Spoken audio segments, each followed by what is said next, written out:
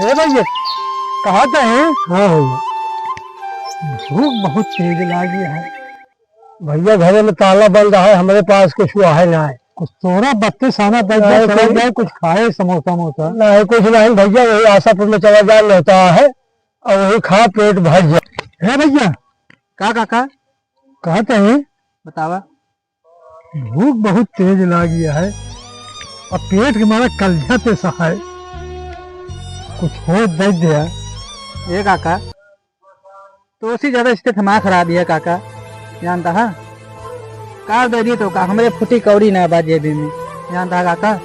एक काम तो कर कैसे काका, कहा भैया जात है पूरी खाए। हाँ। अगर चलत हुआ चला साथे खवाए आई।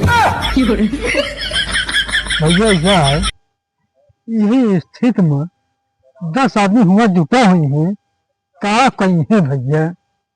अरे यार काका ये तो भीख मांगता है और ऊपर से शर्मो लागत है, पूरी खवा लिया चलता है। हाँ भैया एक काम करा, हाँ। खाना लो हमारा बूसर, जानता है बनिया नहीं हमका दे दे। हाँ बूसर हमारा पहन ले, चला खाए ले है, जानता है। हम बनिया नहीं पहन खा ले पाका, जानता है। चलो ठीक है भैया। चला अब